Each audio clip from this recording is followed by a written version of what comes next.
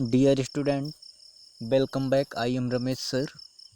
बच्चों, आज हम आप सभी को विद्युत के कुछ टॉपिक्स हैं जिसके बारे में बताएंगे, जैसा कि विद्युत आवेश, विद्युत क्षेत्र, विद्युत फ्लक्स, विद्युत विभव। इतने टॉपिक्स हैं। अभी इसके बारे में इसके आगे नहीं पढ़ाया गया है, अभी शायद ये भी नहीं पढ़ाया गया है। आपको विद्युत आवेश बताया गया है, विद्युत क्षेत्र बताया गया है, विद्युत फ्लक्स बताया गया है। इन सभी टॉपिक्स जो हैं, इन सभी टॉपिक के बारे में आप सभी को हम अभी दिखाते हैं। जैसा कि आप सभी को पता है कि हम आपको बता चुके हैं, बट उसको हम आपको दिखाना चाहते हैं डिजिटल पोजीशन पर कि कौन सी चीज़ें कहाँ पर कैसे डायग्राम के माध्यम से शो करती हैं। राइट बच्चों, तो आप लोग तैयार हैं? तो ठीक है बच्चों, आइए हम लोग साथ मिलकर के देखते हैं। राइट,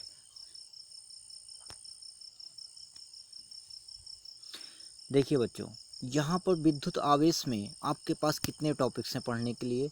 स्थिर विद्युत की, आवेश की परिभाषा, आवेश का इतिहास, आवेश के प्रकार यानी आवेश कितने प्रकार के होते हैं। इसी तरह से बहुत सारे टॉपिक्स हैं जिसको हम क्रम से बताते चलेंगे। तो अभी हम आपको स्थिर वैद्युतिकी के बारे में बताते हैं कि स्थिर वैद्युतिकी होती क्या है। राइट, तो आज हम इसी के बारे में बात करते हैं। अब देखिए बच्चों, यहाँ पर लिखा गया है स्थिर वैद्युतिकी। तो मान लीजिए स्थिर वैद्युतिकी होती क्या है। तो भाई, जैसा कि हम यूपी बोर्ड के बच्चे हैं, 12th में पढ़ते हैं, तो पहले डिफिनीसन के बारे में जानना चाहते हैं। तो इसकी डिफिनीशंस क्या होती हैं, तो आप सभी को हम डिफिनीसन बताते हैं। देखिए, भौतिक विज्ञान की वह शाखा जिसमें स्थिर आवेशों के निकाय तथा इसके प्रभाव का अध्ययन करते हैं, स्थिर वैद्युतिकी कहलाती है। क्या समझे बच्चों? स्थिर आवेशों के निकाय तथा इसके प्रभाव का अध्ययन, यानी आवेश का जो सिस्टम है इसके बारे में और इस पर क्या प्रभाव पड़ता है, इसके अध्ययन करते हैं। यही हमारी पूरी जो है स्थिर वैद्युतिकी कहलाती है। राइट बच्चों, अब आप सभी को हम कुछ बातें यहाँ नीचे लिखी हुई है जो आपको समझाना चाहते हैं। कह रहा है, इसमें हम लोग मुख्यतः आवेश के बीच लगने वाले बलों, स्थिर आवेशों की वजह से उत्पन्न बल रेखाएं, वैद्युत विभव का अध्ययन करते हैं। कहने का अर्थ ये है बच्चों कि जो हमारा स्थिर वैद्युतिकी है वो उसके अंतर्गत आवेश के बीच लगने वाले बल, आवेश की वजह से उत्पन्न बल रेखाएं, वैद्युत विभव का अध्ययन करते हैं। इतना अगर आप लोग को समझ में आ गया बच्चों, तो आप इसका स्क्रीनशॉट ले लीजिए। ये काम की चीज़ें हैं, टॉपिक्स हैं, इसकी स्क्रीनशॉट कर लीजिए आप लोग। अगर अब इतना कंप्लीट हो गया बच्चों, तो आपको नेक्स्ट टॉपिक बताते हैं। आइए आवेश की परिभाषा के बारे में बताते हैं। अब देखिए, यहाँ पर आवेश की डिफिनीशन क्या होती है।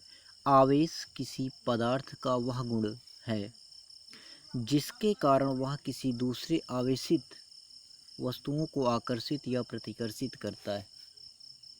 राइट, अब देखिए बच्चों, यहाँ पर कुछ पार्ट्स बने हैं। यहाँ पर आपको टेबल मिला है, यहाँ लिखा है पार्टिकल्स, मास, चार्ज। कहने का अर्थ हुआ पार्टिकल्स यानी कण, राइट, मास मतलब द्रव्यमान, और चार्ज मतलब बच्चों आवेश। राइट, अब देखिए, यहाँ लिखा गया है इलेक्ट्रॉन, यानी इलेक्ट्रॉन को ई से दिखाते हैं तो हो गया ई, प्रोटॉन को पी से दिखाते हैं तो लिख दिया गया पी, न्यूट्रॉन को एन से दिखाते हैं तो लिख दिया गया एन। कहने का मतलब जो हमारे कण होते हैं वो 3 प्रकार के होते हैं, इलेक्ट्रॉन, प्रोटॉन और न्यूट्रॉन। इलेक्ट्रॉन पर 9.1 × 10⁻31 किलोग्राम का द्रव्यमान होता है। जो एमयू लिखा है बच्चों, ये भी मास की इकाई है, जिसको हम कहते हैं A for atomic, M for mass, U for unit. Right, अब देखिएगा बच्चों, जो इलेक्ट्रॉन होता है उस पर -1 इलेक्ट्रॉन होते हैं, एक चार्ज होता है, और एक इलेक्ट्रॉन बराबर 1.6 × 10⁻⁻19 कूलम आवेश होता है। अब इतनी बात समझ में आ गई होगी आप लोगों को। अब देखिए प्रोटॉन का जो द्रव्यमान है यहाँ पर लिखा है, इस पर इतना धन आवेश होता है। जैसे कि हम सारे बच्चों को बताया, इलेक्ट्रॉन पर ऋण आवेश, प्रोटॉन पर धन आवेश। न्यूट्रॉन को n से दिखाते हैं, इसका द्रव्यमान इतना है, इस पर कोई चार्ज नहीं होता। राइट बच्चों, तो इस तरह से आवेश की डिफिनीशन और इसके कुछ कण के बारे में बताया गया। कोई भी पूछता है कि कण कितने प्रकार के होते हैं, तो आप 3 प्रकार के बताएंगे, इलेक्ट्रॉन, प्रोटॉन और न्यूट्रॉन। अगर इतनी बात आप लोग को समझ में आ गई बच्चों, तो आप इसका भी स्क्रीनशॉट कर लें। ये जो आपका टेबल है बहुत ही महत्वपूर्ण है। राइट, अब हम नेक्स्ट टॉपिक पे बात करते हैं, आवेश के इतिहास के बारे में। देखिए आवेश की कुछ टॉपिक्स हैं जो इम्पोर्टेंट्स हैं। यहाँ कहा गया आवेश का इतिहास, यानी उदासीन वस्तुओं के बीच बल नहीं लगता। जो उदासीन वस्तु हैं उनके बीच बल नहीं कार्य करते हैं। राइट बच्चों, अब देखिए यहाँ पर ये सारी चीज़ें दिख रही हैं कि सब पर बराबर आवेश है, बराबर इलेक्ट्रॉन है, इसलिए उदासीन है, इसलिए इस पर कोई बल कार्य नहीं कर रहे हैं। यहाँ पर देखिए लिखा है, दो आवेशित कांच का क्षण या दो प्लास्टिक के क्षण के बीच में प्रतिकर्षण बल कार्य करते हैं। कहने का अर्थ है कि दो प्लास्टिक, कांच के क्षण और प्लास्टिक के क्षण दोनों पर समान आवेश होते होंगे, तभी प्रतिकर्षण बल कार्य करते हैं। तो होता है, सही बात है। यहाँ पर देखिए 2 क्षण लिया गया है, प्लास्टिक और कांच के हैं, दोनों पर ऋण आवेश होते हैं बच्चों। अब देखिए इस प्रकार से ये टॉपिक हो गई आपकी क्लियर। अब मैं आपको नेक्स्ट टॉपिक के बारे में बताता हूँ, आवेश के प्रकार। जैसा कि सारे बच्चे हमारे जानते हैं कि आवेश 2 प्रकार के होते हैं। देखिए यहाँ लिखा है, आवेश 2 प्रकार के होते हैं, धन आवेश यानी प्लस साइन, ऋण आवेश यानी माइनस क्यू आवेश। ठीक है, अब यहाँ पर देखिए लिखा है, प्रोटॉन का आवेश धनात्मक तथा इलेक्ट्रॉन का आवेश ऋणात्मक होता है। तो हमने सारे बच्चों को अभी अभी पहले टेबल में बता के आया हूँ कि प्रोटॉन पर धन आवेश और इलेक्ट्रॉन पर उतना ऋण आवेश होता है। देखिए अब दूसरा टॉपिक है, इलेक्ट्रॉन के आवेश को मूल आवेश कहते हैं, यानी जो इलेक्ट्रॉन है उसको मूल आवेश कहते हैं, और जिसका मान आपके सामने यहाँ पर लिखा है। ये सारी चीज़ें आपको पहले से पता है बच्चों। अब देखिए जो इम्पोर्टेंट पॉइंट है यहाँ पर ये है कि आवेश एक अदिश राशि है। आवेश का एसआई मात्रक कूलाम होता है। एसआई का मतलब होता है सिस्टम इंटरनेशनल। राइट, अब देखो इसको क्लीन किया, अभी इसकी भी आवश्यकता है, इसको भी स्क्रीनशॉट कर लीजिए आप। अब बच्चों देखो नेक्स्ट पॉइंट बताते हैं, आवेश की उत्पत्ति। देखिए आवेश की उत्पत्ति कैसे हुई, ये सारी चीज़ें आपको बताया जाएगा, तो आप लोग यहाँ पर समझिए। देखिए यहाँ पर सबसे पहली बात यह है कि कोई भी वस्तु उदासीन क्यों होती है। ठीक है, तो यहाँ पर इसकी टॉपिक लिखा है कि सामान्य अवस्था में किसी वस्तु में इलेक्ट्रॉन तथा प्रोटॉन की संख्या बराबर होती है, इसलिए वस्तु उदासीन होता है। राइट बच्चों, इलेक्ट्रॉन और प्रोटॉन दोनों की संख्याएं बराबर होती हैं। एक इलेक्ट्रॉन पर देखिए प्लस आवेश होता है, प्रोटॉन पर प्लस आवेश होता है, इलेक्ट्रॉन पर -1 आवेश होता है, तो प्लस माइनस मिल के बच्चों हो गए 0। तब देखिए क्या हुआ, चार्ज हमारे पास है ही नहीं, तो वस्तु उदासीन होगी। कोई भी व्यक्ति पूछता है आपसे वस्तु उदासीन क्यों होती है, तो आप बता सकते हैं सामान्य अवस्था में किसी वस्तु में इलेक्ट्रॉन तथा प्रोटॉन की संख्या बराबर होती है, इसलिए वस्तु उदासीन होती है। राइट, ये टॉपिक क्लियर। अब आते हैं नेक्स्ट टॉपिक पर। दूसरी बात यह है कि आवेश की उत्पत्ति कैसे होती है बच्चों। तो आवेश की उत्पत्ति कैसे होती है इसके बारे में हम बताते हैं। देखिए यहाँ लिखा है, जब हम 2 अलग प्रकार के वस्तु को रगड़ते हैं, जब हम 2 अलग अलग प्रकार के वस्तु को रगड़ते हैं, तो उसमें इलेक्ट्रॉन के आदान प्रदान से आवेश की उत्पत्ति होती है। राइट, कहने का अर्थ ये है कि जब हम 2 अलग अलग प्रकार की वस्तुओं को आपस में रगड़ेंगे, तो उसमें इलेक्ट्रॉन के आदान प्रदान से आवेश की उत्पत्ति होगी। राइट, अब देखिए बच्चों इसका भी आप स्क्रीनशॉट कर लीजिए। नेक्स्ट टॉपिक पर हम आपको बताते हैं इसके आगे कौन सी टॉपिक है। अब देखिए यहाँ पर लिखा गया है आवेशन की विधियाँ, इंपॉर्टेंट टॉपिक है, तो आपको हम आवेशन की विधियाँ बताते हैं। देखिए आवेशन की विधियाँ कितनी प्रकार की हैं ये आप जान लीजिए। तो यहाँ पर देखिए आवेशन की विधियाँ, घर्षण विधि है, यहाँ पर देखिए ये टॉपिक है, यहाँ देखिए एक दो क्षण लिया जाता है और इसको आपस में रगड़ते हैं तो इस पर देखिए आवेश होता है, एक प्लस का है एक माइनस का है। तो दो आवेशित वस्तु को लेकर आपस में रगड़ा जा रहा है तो आवेशित हो जा रही हैं। देखिए हाथ हैंड को देखिएगा, प्लस और माइनस। फिर उसके बाद कह रहा है कार्यफलन क्या होते हैं। तो देखिए बच्चों कार्यफलन बहुत इंपॉर्टेंट टॉपिक है।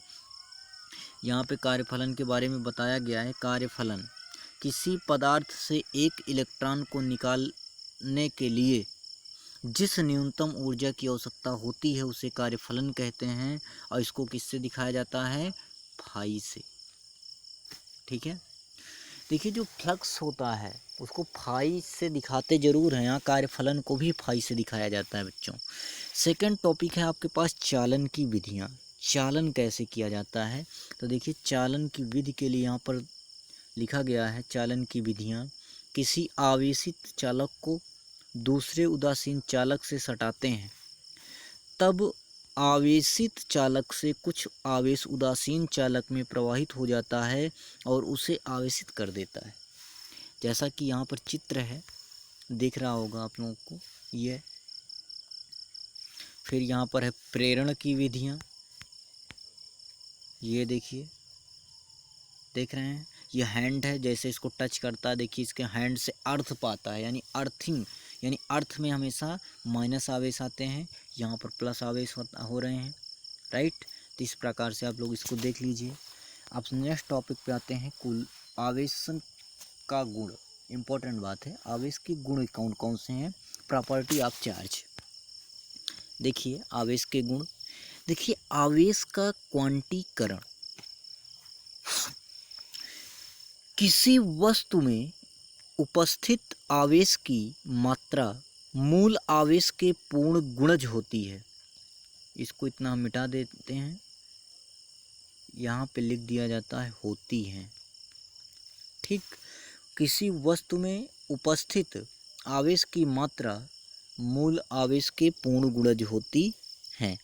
ठीक है, अर्थात Q बराबर NE। अब आप लोग सोचेंगे मूल आवेश, तो देखिए मैंने नेक्स्ट वीडियो में आपको बताया है कि मूल आवेश हमारा होता है E।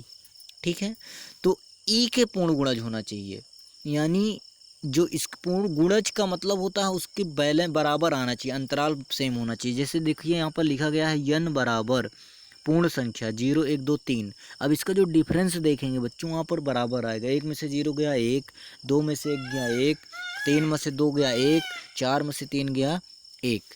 आवेश के इस गुण को आवेश का क्वांटीकरण कहते हैं। कोई पूछता है आवेश का क्वांटीकरण क्या होता है, तो आप एक लाइन में कह सकते हैं ये वाला टॉपिक, एक लाइन में आप बताइए। किसी आवेश में उपस्थित आवेश की मात्रा मूल आवेश के पूर्ण गुणज होती है, पूर्ण गुणज होती है, राइट बच्चों। अब देखिए कह रहा आवेश की योज्यता। अब आवेश संरक्षण, तो यहाँ पर देखिए ये इम्पोर्टेंट टॉपिक है, इसी के बारे में बताते हैं। आवेश का संरक्षण, कंजर्वेशन ऑफ चार्ज। देखिए किसी विद्युत विलगित निकाय का कुल आवेश संरक्षित रहता है। दूसरों शब्दों में देखो क्या कह रहा है, ब्रह्मांड के कुल आवेश का मान शून्य होता है। यदि हम धनात्मक आवेश उत्पन्न करते हैं तब समान परिणाम का ऋण आवेश स्वयं उत्पन्न हो जाता है। अतः ब्रह्मांड का कुल आवेश नियत रहता है। आवेश को ना तो उत्पन्न किया जा सकता है और ना ही नष्ट किया जा सकता है। तो आवेश की डिफिनीशन बच्चों आप लोग के सामने आ गई कि आवेश को ना तो उत्पन्न किया जा सकता है और ना तो नष्ट किया जा सकता है। और दूसरी बात क्या है इसकी, किसी विद्युत विलगित निकाय का कुल आवेश संरक्षित रहता है। तो आवेश संरक्षण की डिफिनीशन कोई पूछता है तो आप डायरेक्टली कह सकते हैं आवेश को ना तो उत्पन्न किया जा सकता है ना तो नष्ट किया जा सकता है। आवेश की योज्यता क्या कहती है, किसी बड़े निकाय का कुल आवेश का मान उसमें अलग अलग स्थान पर उपस्थित सभी आवेशों का मान बीजगणितीय योग के बराबर होता है। इसके कहने का अर्थ है बच्चों, अगर बहुत सारे छोटे छोटे आवेश लगे हैं तो जो बड़ा निकाय का कुल आवेश होगा उसके बीजगणितीय योग का यानी Q1 Q2 plus dot dot Qn के बराबर होगा बच्चों, राइट। अब आपको हम नेक्स्ट टॉपिक पर ले चलते हैं, कूलाम का नियम। अब देखिए यहाँ पर आपके सामने कूलाम का नियम लिखा हुआ है। यहाँ पर देखिए बल लग रहा है, देखिए प्लस क्यू आवेश के लिए भी बल बाहर की ओर लग रहे हैं। चारों तरफ बल जो वैद्युत बल जो होते हैं हमेशा सदैव बाहर की ओर लगते हैं। आप देखिएगा चित्र को, ध्यान से चित्र को समझिएगा आप लोग। प्लस क्यू आवेश है, यहाँ पर देखिए, देख रहे हैं,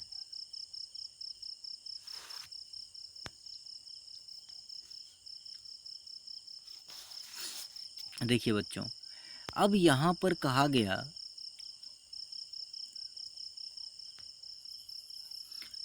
किसी दो स्थिर बिंदु आवेशों के बीच लगने वाला आकर्षण या प्रतिकर्षण बल दोनों आवेशों के परिणाम के गुणनफल के समानुपाती, उनके बीच के दूरी के वर्ग के व्युत्क्रमानुपाती होता है, जैसा कि सारे बच्चे जानते हैं। अब देखिए यहाँ पर इम्पोर्टेंट बात कुछ है, कह रहा है साथ ही दोनों आवेश के बीच लगने वाला बल की दिशा दोनों आवेश को जोड़ने वाले बल की रेखा के अनुदिश होती है। अब देखिए इस टॉपिक पर ध्यान देना है, कह रहा है साथ ही दोनों आवेशों के बीच लगने वाले बल की दिशा दोनों आवेश को जोड़ने वाले के अनुदिश होती है। यहाँ पर देखिए चित्र आप देखेंगे तो आपको क्लियर समझ में आने लगेगा बच्चों। ये देखिए, ये आपके सामने चित्र है, यहाँ देखिएगा, ये हमारा Q1 एक आवेश है, दूसरा आवेश Q2 है। इन दोनों के बीच का डिफरेंस बच्चों R है। अब देखिए प्लस Q आवेश की विपरीत दिशा में, इसके भी विपरीत दिशा में, कहने का मतलब हमेशा बाहर की ओर बल कार्य करते हैं, इसीलिए बाहर की ओर कार्य कर रहा है। ये देखिए मैथमेटिकल पार्टिकल्स हैं, ये आपको पता है, दो आवेशों के समानुपाती, दूरी के वर्ग के व्युत्क्रमानुपाती। हमको पता है कि जब कोई कांस्टेंट हटता है तो यहाँ पर के स्थान पर जो है हमारा प्रोपोर्शनल के स्थान पर एक कांस्टेंट आता है, और इस पूरे कांस्टेंट का ये हमारा मान है, जैसा कि सारे बच्चों को हम पहले भी बता चुके हैं। तो अब देखिए यहाँ पर लिखा गया है यह आकर्षण या प्रतिकर्षण बल का परिणाम है के समानुपाती नियतांक है। यहाँ पर ये एप्सिलॉन नॉट है, ये नॉट लिख दिए हैं क्योंकि वहाँ पर वर्जन नहीं रहा होगा। तो ये एप्सिलॉन नॉट को वायु तथा निर्वात की विद्युतशीलता कहते हैं। तो ये हमारा एप्सिलॉन नॉट है बच्चों, इसका साइन इस तरह से होता है, ठीक। अब इसका मान और बीमा दोनों दी हुई है। एक यहाँ पे बीमा में त्रुटि है, डिब्बा नहीं बना है, तो आप डिब्बा बना लीजिए, वही पढ़ाया गया है, राइट। ठीक है बच्चों, तो अब आपको नेक्स्ट टॉपिक पर ले चलते हैं, अध्यारोपण का सिद्धांत।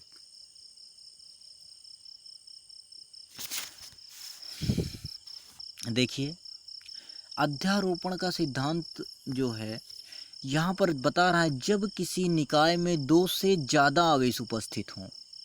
कहने का मतलब कोई भी ऐसा सिस्टम लीजिए जहाँ पर दो से ज़्यादा आवेश उपस्थित हों, तब क्या होगा, तब किसी आवेश पर लगने वाला कुल वैद्युत बल उस पर आरोपित होने वाले प्रत्येक आवेश के बलों का सदिश योग होता है, ठीक। जब किसी निकाय में दो से ज़्यादा आवेश उपस्थित होंगे तब किसी आवेश पर लगने वाला कुल वैद्युत बल उस पर आरोपित होने वाले प्रत्येक आवेश के बलों का सदिश योग होगा। ये देखिए आपके सामने डायग्राम है, यहाँ पर देखिए बहुत सारे आवेश लगे हैं, बहुत सारे क्या हैं, आवेश हैं। तो जितने आवेश होंगे बच्चों उतना उसमें बल कार्य करेंगे, और सब का सदिश योग आपको दिखाया जा रहा है एफ नेट, है ना। टोटल जो होंगे F1 बराबर F12 F13 जितने भी हैं सबका सदिश योग के बराबर है, ठीक है। तो ये चित्र आप देखिए, इसमें बहुत सारे आवेश लगे हैं, तो सभी के सदिश योग के बराबर होंगे। अब देखिए बच्चों, आवेश तथा द्रव्यमान में तुलना, बहुत ही इम्पोर्टेंट टॉपिक्स हैं बच्चों ये देखिए आपके सामने आ गया है, आवेश तथा द्रव्यमान में तुलना। ये टॉपिक आपकी बहुत इम्पोर्टेंट टॉपिक है बच्चों, इसका स्क्रीनशॉट लेना बहुत ही आवश्यक है। देखिए बच्चों, यहाँ पर लिखा है आवेश, ये हमारा पहली टॉपिक हो गई, इसका पहला हो गया। विद्युत आवेश धनात्मक और ऋणात्मक हो सकता है, जानते हैं आप। विद्युत आवेश धनात्मक और ऋणात्मक हो सकता है। किसी वस्तु का द्रव्यमान हम सदैव धनात्मक होता है। द्रव्यमान बेटा सदैव धनात्मक होता है, इस चीज़ को आपको नोट करना है। विद्युत बल आकर्षण और प्रतिकर्षण हो सकता है, और गुरुत्वीय बल हमेशा आकर्षण प्राकृतिक का होता है। क्योंकि आप लोग को बताया गया है, 11 में पढ़ाया था, जब भी किसी वस्तु को ऊपर की ओर फेंकी जाती है तो सदैव पृथ्वी अपनी ओर आकर्षित करती है। तो गुरुत्वीय बल किसके कारण उत्पन्न होता है? पृथ्वी के कारण उत्पन्न होता है। तो कहने का अर्थ है बच्चों कि हम गुरुत्वीय बल जो होंगे सदैव आकर्षण प्रकृति के होंगे, कभी प्रतिकर्षण नहीं हो सकते। राइट। अब देखो बच्चों, थर्ड पॉइंट आता है, ये सेकंड पॉइंट था, ये हमारा हो गया थर्ड पॉइंट। दो आवेशों के बीच लगने वाला बल उनके बीच उपस्थित माध्यम पर निर्भर करता है। यानी माध्यम का मतलब आप लोग जानते हैं, सिस्टम, जैसे निर्वात में, तेल में, सारे क्या हो गए? माध्यम हो गया। और दो द्रव्यमानों के बीच लगने वाला बल उनके बीच मौजूद माध्यम पर निर्भर नहीं करता। कोई भी भाई आप पार्टिकल्स दो ले लीजिए, उसको आप पृथ्वी पर रखेंगे तो उसके लिए चाहे पानी होगा तब भी बल कार्य करेगा, किसी भी माध्यम पर रखेंगे लेकिन बल कार्य करेगा ही करेगा। तो यहाँ पर दोनों में अंतर हुआ कि आवेश के कारण जो बल कार्य करता है उस पर माध्यम की आवश्यकता होती है, बट द्रव्यमान के कारण जो बल कार्य करता है उसमें माध्यम की आवश्यकता नहीं होती बच्चों। इसमें आवेश का क्वांटीकरण होता है और किसी वस्तु के द्रव्यमान का क्वांटीकृत नहीं किया जा सकता। कोई भी वस्तु उसके द्रव्यमान का क्वांटीकृत नहीं किया जा सकता। कोई भी पिंड हो उसको हम क्वांटीकृत नहीं कर सकते हैं।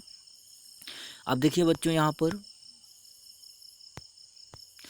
यहाँ लिखा है विद्युत आवेश हमेशा संरक्षित रहता है। जैसा कि अभी प्रॉपर्टी में बताया, द्रव्यमान संरक्षित नहीं रहता है, ये E बराबर mc का पालन करता है बच्चों।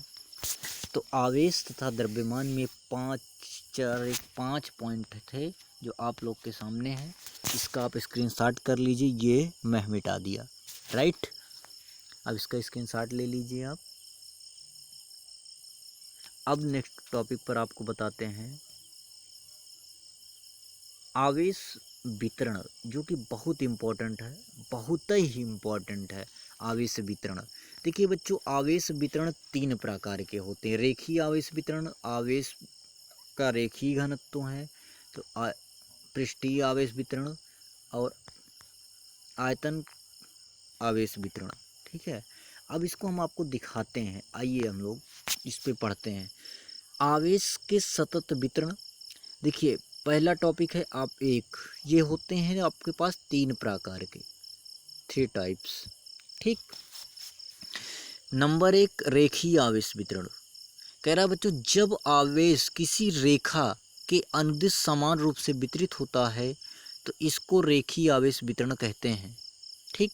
जैसा कि आपके सामने ये डायग्राम दिख रहा होगा, ये डायग्राम है।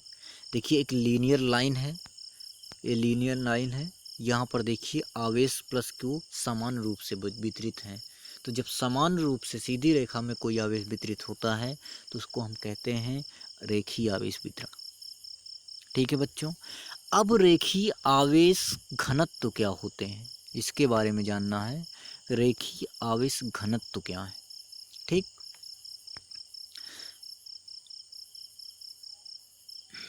देखिए, जब आवेश का वितरण एक रेखा के अनुदिश होता है तब एकांक लंबाई आवेश की मात्रा को रेखीय आवेश घनत्व कहते हैं। इसको लैम्डा से दिखाते हैं। देखिए लैम्डा बराबर होता है Q/L। यानी हम कह सकते हैं आवेश और लंबाई के अनुपात को रेखीय आवेश वितरण कहते हैं, यानी lambda equal to Q by L. रेखीय आवेश का रेखीय घनत्व को हम लैम्डा से दिखाते हैं, इसका सूत्र हो जाएगा lambda equal to Q by L. इसके बारे में आपको हम बताए भी हैं, ठीक है। अब देखिए फिर है पृष्ठीय वितरण। तो आप लोग सिर्फ देखिए, इसको बात को सिर्फ देखते रहिए।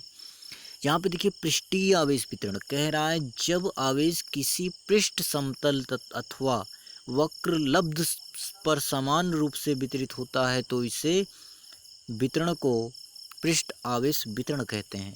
आपको देखो ये चित्र दिख रहा होगा, पृष्ठ आवेश वितरण पूरे सरफेस पर, पूरी सतह पर प्लस क्यू आवेश आपको दिख रहे हैं, तो पृष्ठीय आवेश वितरण है। कह सकते हैं जब पृष्ठ पर समान रूप से कोई आवेश वितरित रहता है तो उसको पृष्ठीय आवेश वितरण कहते हैं, जैसा कि ये डायग्राम बना है आपके सामने। अब बच्चों यहाँ पर बात आती है आवेश का पृष्ठ घनत्व। वो रेखीय घनत्व था, अब ये पृष्ठ घनत्व को रो से दिखाते हैं, होता है क्यू बाई ए, यानी आवेश तथा क्षेत्रफल के अनुपात को पृष्ठ घनत्व कहते हैं, राइट। अब आपको हम दिखाते हैं आवेश का आयतन का आवेश वितरण या आवेश का आयतन वितरण। तो देखिए आपके सामने ये है, ये आपका डायग्राम है। आयतन पर चार साइड जितने भी आयतन हैं सब पर पार्टिकुलर रूप से एक समान रूप से प्लस क्यू आवेश वितरित हैं। तो देखिए बच्चों यहाँ पर लिखा गया है, जब आवेश किसी वस्तु के संपूर्ण आयतन में समान रूप से वितरित होता है तो इस वितरण को आयतन का आवेश वितरण कहते हैं, ठीक। ये देखिए इस चित्र को आप लोग देख लीजिए, चित्र है आपके सामने, आवेश वितरण है, आयतन का आवेश वितरण है, समान रूप से वितरित है, ठीक है बच्चों। अब देखिए जैसा कि सब में है तो आवेश का आयतन घनत्व, देखिए आवेश का रेखीय घनत्व, पृष्ठीय घनत्व, आयतन घनत्व, तीन घनत्व है। तीनों घनत्व का बहुत ही टॉपिक्स इम्पोर्टेंट्स है। तो यहाँ पर देखिए आवेश का आयतन घनत्व, तो यहाँ देखिए सूत्र में लिखा है rho equal to Q by B. हम कह सकते हैं आवेश तथा आयतन के अनुपात को हम आवेश का आयतन घनत्व कहते हैं, यानी rho equal to Q by B सूत्र होता है। मात्रक निकाल लेंगे, इम्पोर्ट भाई आप लोग तो टैलेंट हो गए ना भाई, स्मार्ट बच्चे हो गए हमारे। तो यहाँ पर क्यू मतलब कूलम और बी का मतलब क्या, लीटर, या उसमें निकालेंगे सेंटीमीटर क्यूब या मीटर क्यूब, राइट, कूलम प्रति मीटर क्यूब। तो इस प्रकार से आवेश वितरण भी कंप्लीट हो गया। अब यहाँ पर सापेक्ष विद्युतशीलता नहीं पढ़ाए थे, यहाँ पर देख लीजिए इसको भी, सापेक्ष विद्युतशीलता।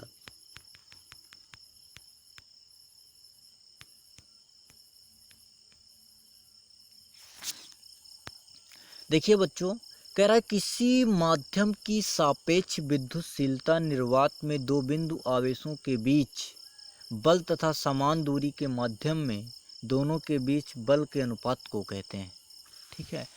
माध्यम के अनुपात,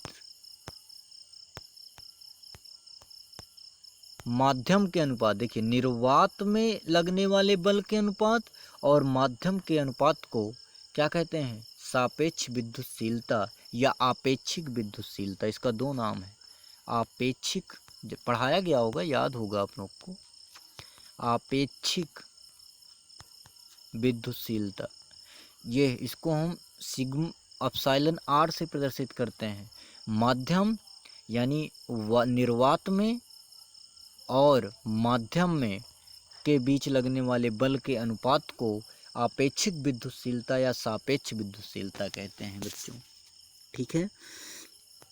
तो डियर स्टूडेंट्स ये सारी चीज़ें आपको आज मैंने बताया है। अब इस पर आपको जो प्रॉब्लम हो, जिस प्रकार की डाउट्स होंगे आप बताइएगा और अच्छे से बताया जाएगा। थोड़ी सी प्रॉब्लम हमको ज़रूर हो गई थी, लेकिन बच्चों हम लोग आप लोग के साथ हमेशा हैं और रहेंगे। आप बस कोशिश इतनी है कि आप लोग पढ़ते रहिए, और अगर आप पढ़ेंगे तो मेरा फिर कितनी भी हालत गिरी हो जाए किसी भी कंडीशन में आपको पढ़ाएंगे। फिर ओके बच्चों, good luck, all the best.